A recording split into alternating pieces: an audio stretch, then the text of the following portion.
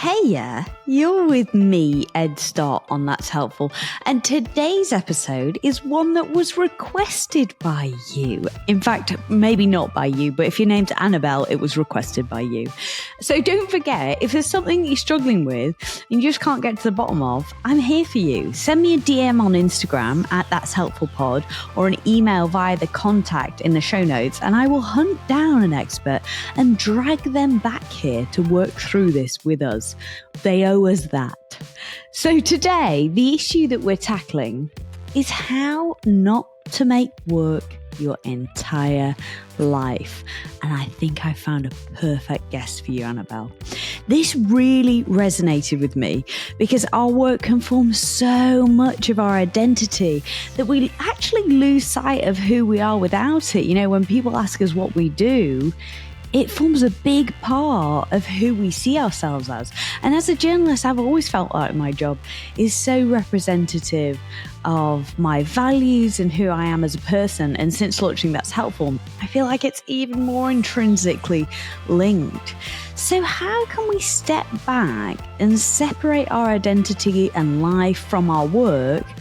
And should we even ditch the idea of the dream job and in fact seek out a good enough job? My guest today argues exactly that. And while we're on the topic of getting more out of life with minimal effort, this year, one of the things that's made a big difference to both my time and my health is outsourcing my meal prep to YouFoods. I'm eating more healthily and I don't have to try and think of nutritious recipes to keep lunchtime interesting. Plus, I've got my Sundays back from meal prep hell. YouFoods takes the stress out of meal prepping and they take on the mental load of making sure your meals are fresh, healthy, and nutritionally balanced. They're always adding new meals, tweaking recipes to keep it even more delicious than ever.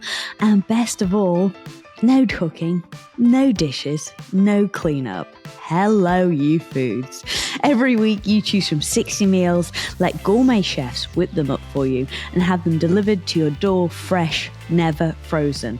Make sure you use my code HELPFUL, HELPFUL, for up to $200 off your first 5 boxes. I'll pop that in the show notes and there'll also be a link there too, so make sure you check it out. Now, my guest today is Simone Stolzoff. He's a writer and an expert in work, and he's the author of The Good Enough Job, Reclaiming Life from Work. I know you're going to love this conversation. Simone, thank you so much for chatting to me. Tell me, how did we get to the point where our jobs became so much of who we are? Because it just feels like that's it now, right? It's a good question. And I'll out my bias right away. I'm American, and I know here in the States, we might have a little bit more workaholism than you all down under. But I think, more and more as we live in a globalized world, these problems are ubiquitous. I think, there's a few different ways we can explain how we got here. There are social reasons, economic reasons, political reasons. But the main one that I harp on in the book is that the decline of other sources of identity and meaning in our lives, things like organized religion or clubs and community groups, has left this void that work for so many people has come to fill. So even if you might not go to church or you might not be involved in a local community sports team or a community garden, that need for belonging and purpose and meaning remain.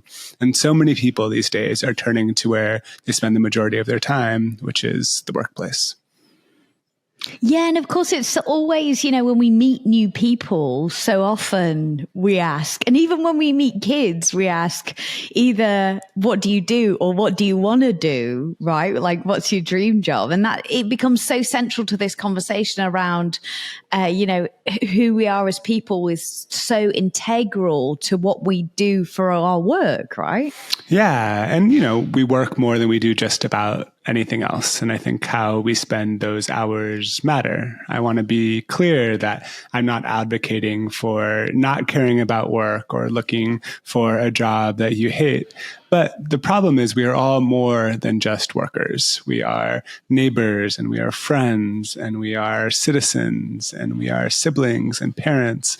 And when we are just investing our time and our energy into one facet of who we are, those other identities can wither. Yeah, and you talk a lot about that, about the fact that we often spend our best and most energy on our work. Can you talk to me about why we do that and why that's a problem?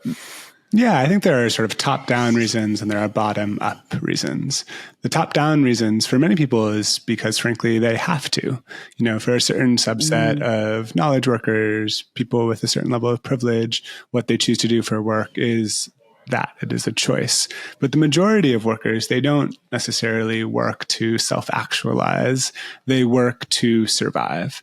And around the world, as wages have started to stagnate in a lot of different industries, people are having to work more just to put the bread on the table. But then, I'll talk about the certain subset of knowledge workers, of people who really do look to work to be their primary source of identity and meaning. A lot of it is subjective. So, there's this quote that I have in the book from a researcher said, when work was dirty, less is more. But now that work has been branded as something that is meaningful, something that can help you be the fullest version of who you are, then more is better. And so many people are choosing to spend a lot of time at work, and it creates this chicken and an egg problem where you spend so much time at work, you're not sure what to do when you're not working, and you're not sure what to do when you're not working, so you end up working more. It's exacerbated by the offices that we carry around in our pockets. Digital communication allows us to be always on. But, I think for me, I thought a lot of these things came from company cultures or top-down or managers' expectations. But as a worker myself, I realized that a lot of this has been something that I've adopted myself. I am one of the worst managers that I've ever had. That's what I say. I am terrible. I would quit if I was an actual different person the way I manage myself. Why do you think that we take that on ourselves? Because so often we talk, oh, my job's so big, oh, it's so busy, when actually these are things that we enforce ourselves. Why do you think we are enforcing those ourselves? Yeah, I think part of it is about how we derive self-worth and meaning these days. You see the messages from culture, WeWork plasters, always do what you love on the walls of its co-working spaces. We live in a culture that loves to treat CEOs like celebrities, and the Instagram and TikTok feeds, every other reel is something about, getting your side grind in the right place or monetizing your hobbies in some different way. And then I think without other sources of meaning and identity, we are rising and falling with our performance in the workplace. I know as a writer, on weeks that I hit my writing goal or I get things done that I want to get done, I feel great. And on weeks where I'm not as productive as I wish I had been, sometimes by no fault of my own, I feel like crap. I think, beyond just the personal ramifications, there are a few other risks. One is, as millions of people have found out around the world recently, your job might not always be there. And so if you're rising and falling based on your professional accomplishments, if your job is your sole source of identity and you lose your job, you can be left asking what's left. The second is that I think these massive expectations, this expectation that our jobs should always be a dream, that if you haven't found your dream job, that you have to keep searching, that you should never settle, creates these massive expectations that are hard to live up to. I often think about happiness as sort of the difference between our expectations and our reality. And if we're always expecting our jobs to be perfect, it creates a lot of room for disappointment. And then the third risk is the one that I mentioned earlier, which is that we are all more than workers. Even if you have a fulfilling job, it can neglect other aspects of who you are. If you're just giving all of your energy and your time to the workplace, that means you're not giving time to your relationships. You're not necessarily giving time to cultivating interests that have nothing to do with your ability to contribute economic value to the world. You're not necessarily giving time to your community or your country or other sources of meaning in your life. And so these other identities, they're sort of like plants. They need time and attention in order to grow. And if you're just investing, if you're just watering your work identity, those other identities can wither.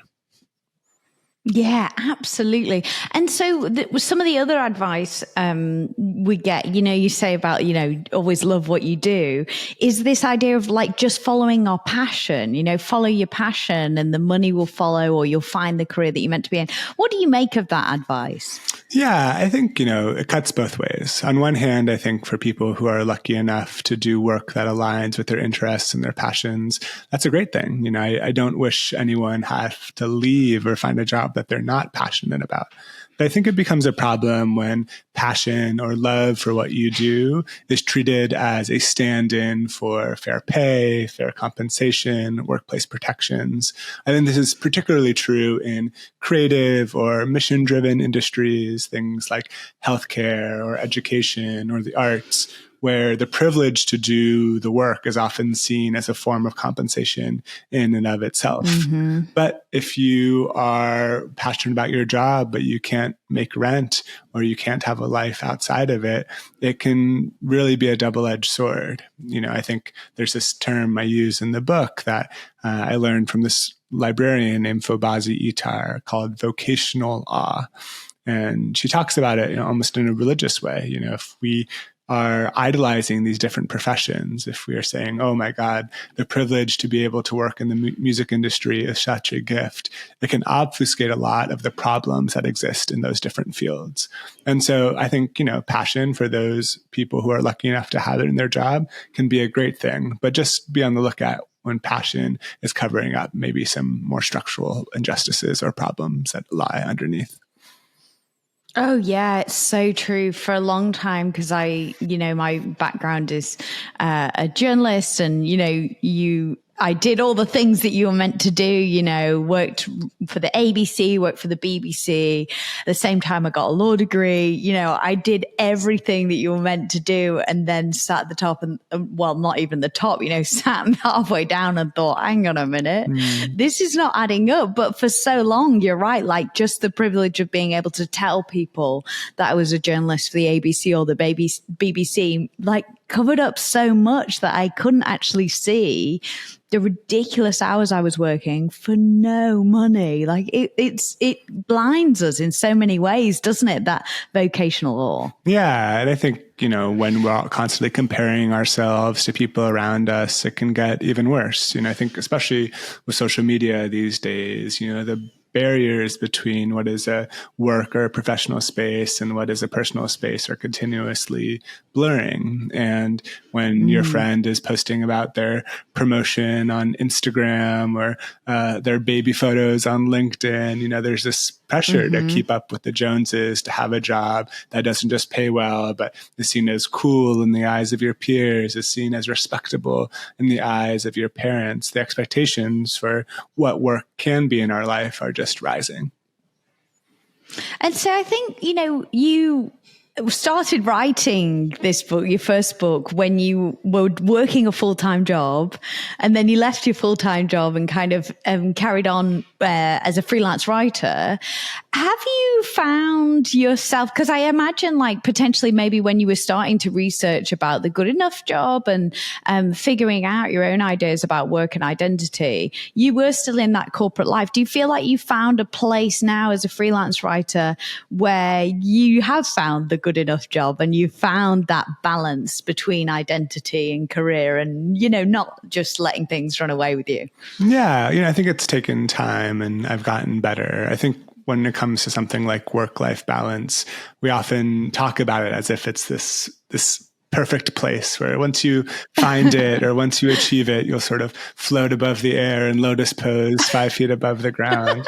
And in actuality, I think, work-life balance is something that is an aspiration. It's something that's more of a wobble than a static state. Mm-hmm. I had the expectation that, once I started working for myself, once I had more control over my own time, I would never have to attend another meeting that should have been an email, and I could have much better boundaries. But in the early days, I found the opposite to be true, which is because I was working for myself and all of my paycheck and my output was contingent on my own abilities, I overworked, and work sort of seeped like a gas into all of my unoccupied spaces. Yep.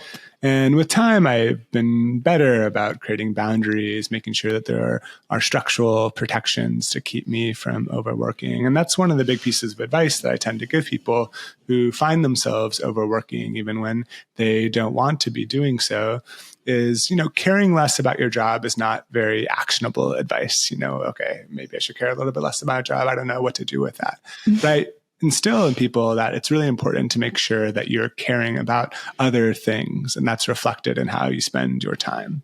And so, for example, I love to play pickup basketball. And I think one of the benefits of playing pickup basketball is on the court, no one cares whether I sold X amount of books or I wrote Y amount of words this week. They care that I showed up on time. They care that I am a good passer, that I box out when I rebound. These things that are completely divorced from my professional output. I like to think about work as sort of one container in our life. And with that comes a certain value system. So for example, for a journalist, our values might be the number of people who listen to our podcast or read our articles or the amount of impact that your work has. This is all well and good, but it's just one identity and one way of measuring what makes a life well lived. I think our identities are also socially reinforced. And so the more other containers, the more other spaces people have in their lives in order to remind them that you exist on this earth to do more than just produce economic output, the better. Yeah, absolutely. And this is only a realization that I think so many of us come to later on when we kind of fall off that treadmill of, if you've been, you go to high school and you get your A levels or whatever it is you get in Australia. And then it's like, okay, well, are you going to go to university? Are you going to go to college? Are you going to try a trade? And then you start getting on that conveyor belt. And then I think once we've kind of established ourselves a little bit in a career, when we get to late 20s, early 30s, that's when so many of us fall off that conveyor belt, and it's like, okay, so what's next? And we stop getting distracted by the next stop, and we look around and we actually assess where we are, and we think, actually, I'm not really enjoying this.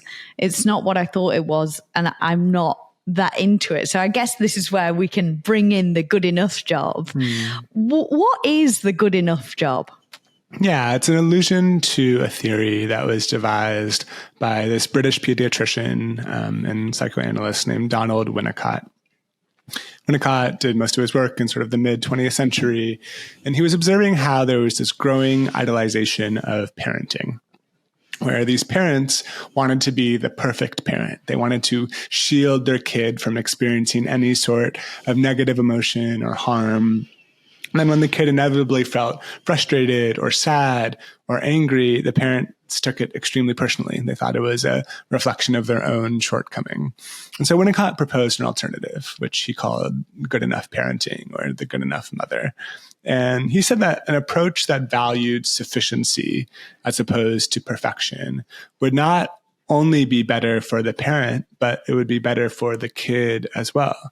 The kid would learn how to self-soothe and take care of some of their own problems, and the parent would learn how to not lose themselves in their children's emotions. So obviously I'm making a direct allusion to the world of work. Our jobs, like a crying toddler, are not things that we can always control. And perhaps an approach that values sufficiency as opposed to perfection is a much more healthy mindset to approach our careers and our working lives. And so the thing that I always say is, instead of thinking about your job at the center and pushing everything else into the margins, how can you start with your vision of a life well lived and then think about the ways in which your job can support that vision, as opposed to the other way around, which is so common these days. People say, okay, I'm going to get that promotion, or I'm going to land that dream job, and then everything else in my life will fall into place. But the problem is, wherever you go, there you are. If you haven't taken the time to invest in a more well-rounded version of yourself, you can still be very prone to get blown over by a strong gust of wind. This episode is brought to you by my friends at YouFoods. I started using them this year, and it's been an absolute game changer when it comes to boosting my nutrition and reclaiming my Sunday arvos from meal prep hell. YouFoods take on the mental load of meal prepping and deliver gourmet, nutritionally balanced meals, fresh, never frozen, right to your door. All you do is hop online and choose what you like the look of from over 60 meals that are constantly being tweaked and added to so they're more delicious than ever. Say bye-bye to searching for nutritious recipes full of expensive ingredients and wasting hours prepping meals you actually don't want to eat. Plus, there's no cooking, no dishes, no cleanup. You make sure you use my code HELPFUL, HELPFUL, HELPFUL, for up to $200 off your first 5 boxes. Absolutely. And so when we are trying to diversify our identity and find our good enough job, how do we figure out specifically what our own good enough job looks like? Because, the idea of supporting our life outside of work and supporting our dream life, it looks so different for everyone else, right? Yeah. The way that I defined it is intentionally a bit subjective and vague. I define a good enough job as a job that allows you to be the person that you want to be. And that can mean different things for different folks. For one person, it might be a job that pays a certain amount of money, or someone else, it might be a job that has a certain job title or is in a certain industry. For a third person, it might be a job that lets them get off at a certain hour so that they can pick up their kids from elementary school or go surfing every day. But whatever your definition of good enough is, I hope you recognize when you find it. Because I think the alternative is just this search for perfection that gets us on these hamster wheels and can never fully feel content. And so, what a good enough job to you might be different than what a good enough job is to me. And that's the point. It's to be intentional about defining the relationship that you want with work so that it doesn't fully define you. And that's one of the things that you talk about in the book, isn't it? That it's so important that we personally actively define our relationship to work. Why is that so important? I think it's important because the alternative is your employer will happily define that relationship for you. There's always more work that can be done, especially in our age of digital communication and email. It's very easy for work to just fill all of our unoccupied space. I think having an idea of what you want your relationship to work to be is the first step of setting healthy boundaries, of understanding when you're on and off the clock, or even understanding whether the job you have is in fact serving you or not. I think that mentality that you alluded to earlier, where we start jumping through hoops, we have this sort of school mindset when it comes to our careers where we want to get A's and we want to, do well. And if our manager, our employer sets the bar here, we'll jump over it no matter what without questioning, can be really dangerous. It can set us up for a position where you find yourself climbing a career ladder that you don't actually want to be on, or trying to win a game that you don't actually enjoy playing. But I think it's important to understand that on the other side of the spectrum, there's risk as well. I'm thinking about certain friends of mine that maybe went all in to pursue art or took massive loans in order to go to graduate school to pursue a degree that didn't ultimately lead to stable job prospects on the other end. I think if we are just thinking about what we value without thinking about what the market values, you are also setting yourself up in a position of precarity. And so I think the key is to hold both of these things. You kind of have what the world values or what you can be paid for in one hand, what you value, what you personally care about in the other hand, and try and find work that sits at their intersection. Yeah, absolutely. I think that's really good advice. And so one of the things you also talk about is that the importance of taking small steps when it comes to diversifying our identity. Why are small steps so key to this process? Yeah, I think this is very visible right now, especially as people are so public about their hobbies and often turn their leisure time into another form of work. Sometimes it feels like it's not okay just to be someone who likes to bake, but you have to be a baker and you have to sell your baked goods. It's not enough to just be someone who likes to go on a run, but you have to sign up for your next marathon and post your times on social media for others to see. I think there are two risks to that. One is that it's a recipe for burnout. And the second is that, you're converting your leisure time into something else that is quantifiable. It's turning it into another form of labor. I remember talking to this therapist, this psychologist, in the reporting of the book, and she sees a lot of sort of type A overachievers. And she tells them, you got to invest in your life outside of work. And they say, okay, I know just the thing. I'm going to read 52 books this year, or I'm going to do an Ironman competition. And you see how, it just continues to be something where people are afraid of who they are when they're not doing, when they're not achieving, when their output isn't measurable. And so they push themselves to do all of these extreme things. And, the psychologist was saying, why don't you start with a run? Why don't you start with a little investment in, learning a new language or picking up an instrument or having a weekly coffee date so that you can make sure that you're seeing your best friend. I don't think it needs to be these grand gestures. I'm not advocating for everyone to necessarily go and quit their job and backpack around Southeast Asia. What I am advocating for is that you are creating space in your days, in your weeks, in your lives to make sure that you're investing in these other sides of who you are. I had this professor in college who used to say, show me your calendar and I'll show you what you value. And unfortunately, I think that the modern worker's calendars don't have much beyond just working and doing what they need to do to show up the next day as a good worker as well. Yeah, that's absolutely true. I'm passionate about not putting a metric on things. When we start to value workouts by the amount of calories we've burnt or, days by how many hours we spent working, it shifts your focus from the actual thing, the pursuit and the joy of doing into like that end result and makes everything about productivity. You think about, if you only judge the greatness of a walk on the how many steps you've managed to get in. What about all the other amazing things that you've seen and enjoyed and the people that you've bumped into? And, I think putting a metric on things it just robs us of joy. I just think stop measuring things, let them be. Yeah. And it can change your motivation as well. There's this study that I write about in the book that I really like of elementary school students.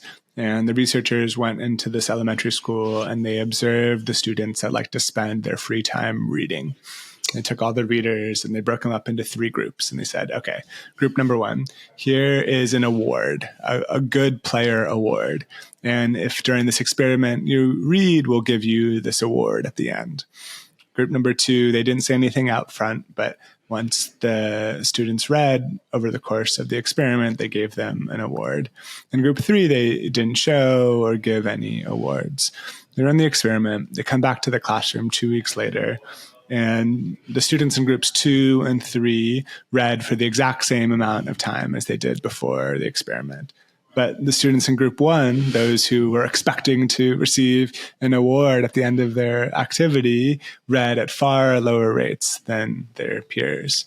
And, Wow. I think the upshot is pretty clear. If we lose sight of that intrinsic motivation, if we lose sight, and as you said, the joy of the doing, then we will no longer be motivated in the same way. We all know this sort of personally. There's a big difference between reading a book on assignment and reading a book for pleasure, or going on a drive because you have to versus going on a drive because you want to. I think the problem with this sort of carrot chasing, always working for the next job, promotion, raise, is that you can lose sight of the impact that you're having, the reasons why you work, or even the reasons why you work that aren't related to the job. For example, supporting the life that you want to live or the people that you love. Absolutely. I read another piece of research that was really interesting about kids. And apparently, if you start paying kids for chores, they enjoy them less and they're less likely to be motivated to do them because they don't get the joy of, being able to do something for you, because it changes their motivation to an extrinsic motivation, as you said. And all the focus is on getting the money at the end rather than the joy of doing, or the joy of doing something that contributes to the family or the household. I think it's so interesting and so important. We forget about those kinds of things. It's really vital. And one of the questions that you often talk about is asking yourself, if capitalism wasn't a thing, what would you do, right? That's another, I think this is a great question to ask ourselves to kind of figure out what our good enough job would look like, right? Yeah, I think it's a provocative question. And I originally saw it on Twitter. There's this activist named Dana White who posted it. And, thousands and thousands of people responded. And it's really fun to just kind of thumbing through the different responses. People want to be amateur astrologers, and they want to be, community garden members, or they want to, I think my favorite response was, I would keep doing exactly what I'm doing without all of the stress about money and healthcare, et cetera. How good. But I think, the thing that really stood out to me is that labor wasn't absent from people's responses. I think work really does play an important role in our life. It is a great source of meaning and purpose and community. I think it just becomes risky when it is the sole source of identity and meaning and purpose for us all. And so the question of, what would you do if you didn't have to worry about money, or what did you do when you were a child, when you had free time, can be a great reminder to tap into some of those things that you do just for the intrinsic reward, just for the joy of doing those things. And some people, have reached out to me since read it in the book and have said things like, I've re-fallen in love with dancing or crafting just for the sake of it, or going for a walk without my headphones in, without any destination in mind. And I think the ironic thing is that it can also make us better workers. Researchers show that people who have what they call greater self-complexity, people who have invested in different sides of who they are, tend to be more resilient in the face of adversity. This makes sense. Imagine you're just rising and falling based on your professional accomplishments, and your boss says something disparaging, or you have a bad day at work. It can very easily spill over into all other facets of who you are. It also shows that people who have greater interests and hobbies tend to be more creative, more innovative. They tend to source ideas from a broader source of inspiration. And so, I think there's both the business argument, which is that when we have more balance, we can be more sustainably productive. For the managers who are listening, when your team feels like they're able to invest in their life outside of work, they're more likely to stay. They're more likely to be performing as their best selves.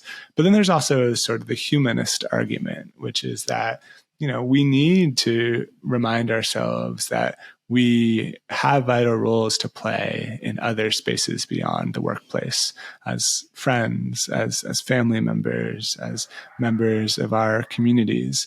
And all it takes is, in the book, I chronicle lots of stories of different people, but I think one big one that stands out is, for whatever reason, if you're not able to work. This is something that I heard a lot from people who have dealt with a health scare or are chronically ill in some way. If you're no longer able to identify as the productive person that you once were, it can really put things into perspective. It can show you that, if your job isn't there as a source of validation, you need to make sure that you're finding it in other ways. Yeah, absolutely. It's so true, isn't it? And so you say that, it's so vital that we shift our focus away from work. But if we really struggle to see ourselves as anything but our job, if we start by maybe making those small steps into areas that we're interested in, do you have any other recommendations or pieces of advice in terms of diversifying our identity in easy, practical ways?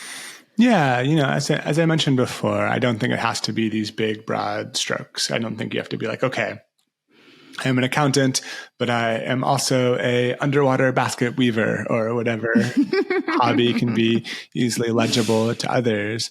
I think it can be in small ways. The woman Liz, who I was thinking about in telling that story about chronic illness, said something beautiful, which was, I started defining myself based on my evergreen characteristics, things that no boss or company or job market could ever take away from me. She started thinking of herself as someone who is generous with her time, someone who is a loyal friend.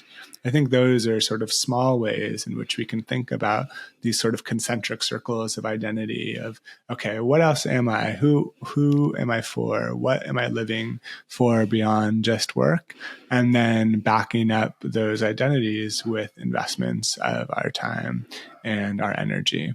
I'll give you an example. So I have recently started with my partner salsa dancing, and I am not a very accomplished dancer at all. But it's such a great reminder that it's something, it feels like play. It's not something that I'm doing for any sort of later reward or something that can be easily quantified or visible. It is something that I'm doing just for the joy of doing it. And so I encourage listeners to try and think about what is a way that you can become more acquainted with your non-productive self, a way that you can understand who you are without all of the doing. It can just be in small little ways, and making sure that you're spending time to understand that you are much more than just what you do for work. Absolutely. And so obviously, all those kinds of things, if we are so wrapped up in our identity with work and how we see ourselves is so tied to our career, is this something that we really need to have patience with and give time? It's not going to be like an overnight shift, right? Yeah. And I think, when it comes to the topic of work-life balance, often the onus is put onto the individual. We say things like, set a boundary, or, go out and do something this weekend just for yourself, as if like one short vacation or a bubble bath could like change the company culture. I do think that it's important to think about ways in which the institutions in our lives, whether that's at the policy level or at the firm level, have a role to play in enacting some of these structural protections to keep people from working. So, for example, I'm obviously American. One of the problems in this country is that the consequences of losing work are so dire when, for example, our healthcare is tied to our employment, or if you're an immigrant, your ability to stay in this country is often tied to your employment status.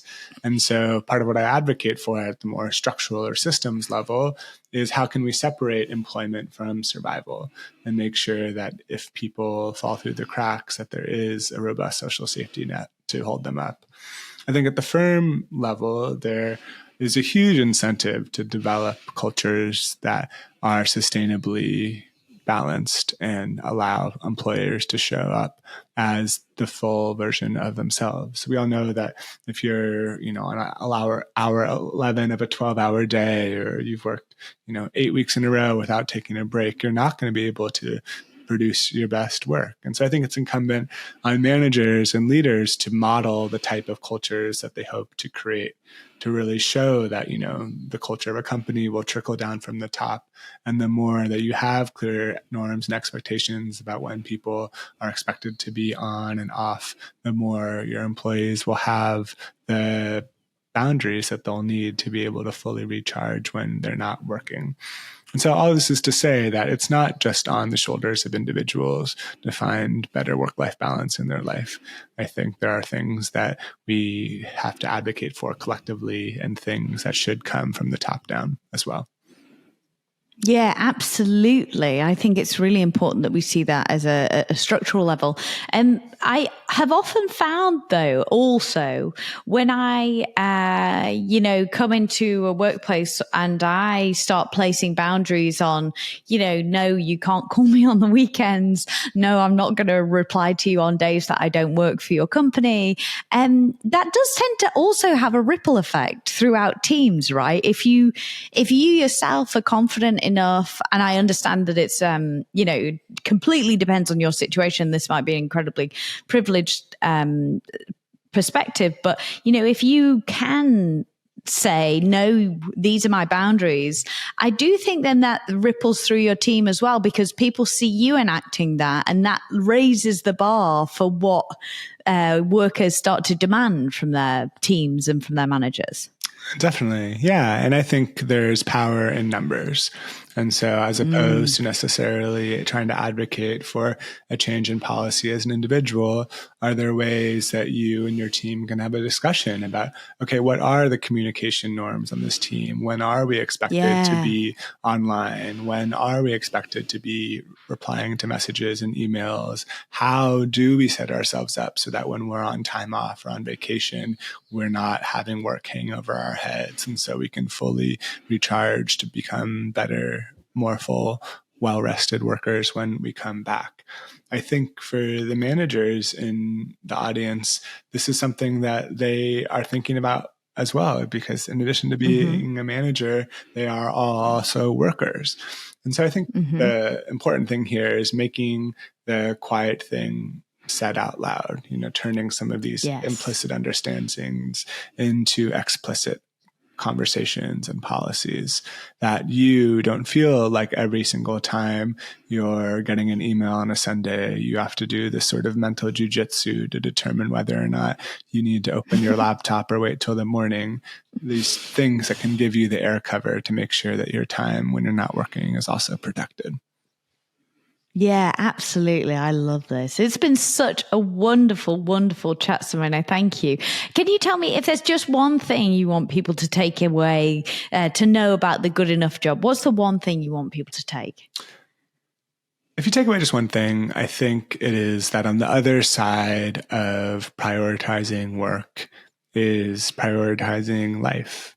When we are able to decenter work from our own conception of who we are, it creates more room for us to see ourselves as more than just workers.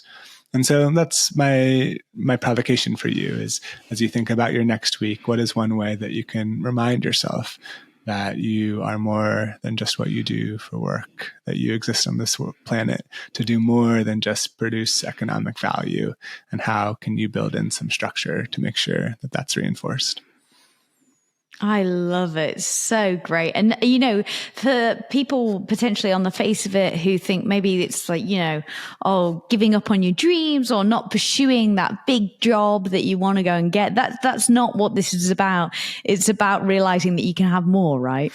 Yeah. Even if you just look at the title of my book, The Good Enough Job, Reclaiming Life from Work, you might think it's this like slacker manifesto or this excuse to spend more time on your couch. And that's not it at all. I think, when you're at work, I hope that you are able to find meaning and you're able to find work that gives you a lot, where you're able to be a version of yourself that you're proud of. I just think the important part is at the end of the workday, we go home and we understand that there are also other sides of who we are. Absolutely. And so now, you're working for yourself. You say you're a terrible, terrible boss, but do you feel like you've managed to find your own version of the Good Enough Job? I do. Yeah. And I think it is a work in progress always. The cliche is that you write the book that you need to read. And I think the project of taking on this book was a journey for myself of trying to find a more healthy relationship to work. And I'm not going to say that I've completely solved it myself, but I do think some of these tactics that I've been able to, put my mouth into my actions have actually really improved my relationship to work in and outside of the office. Oh, fabulous. Thank you so much. And thank you for the book and your work, Simone. It's absolutely wonderful. I really appreciate you sparing me the time. Yeah, thanks. And if anyone wants to learn more, you can go to thegoodenoughjob.com. My guest today is Simone Stolzoff. He's a writer and the author of The Good Enough Job. I'll pop the link to his book in the show notes so you can check that out, and also the links to the rest of the work and where you can find him. Don't forget, this episode was requested by Annabelle on Instagram. So if there's something that you're struggling with, I genuinely would love to help you with it. Send me a DM, send me an email, because I would love to hunt down an expert and find them for you, because chances are, if you're struggling with it, the rest of us are too. So hit me up. I am here for you. Absolutely. Don't forget that this episode was brought to you by YouFoods, my dear friends, and they've sent me a code. If you want to outsource your meal prep like I have this year, it has made the biggest difference. I'm eating so much more variety, so much more protein, so many more vegetables. I'm not having the same old cheese sandwich for lunch every day. Check them out. You can use my code HELPFUL, HELPFUL, for up to $200 off your first 5 boxes. And if you're new here, if you're just joining me, please make sure you subscribe wherever you're listening. You can also get the video version of the podcast now on YouTube or on Spotify, which is very exciting. I'm Ed Stott. I sincerely hope that's helpful.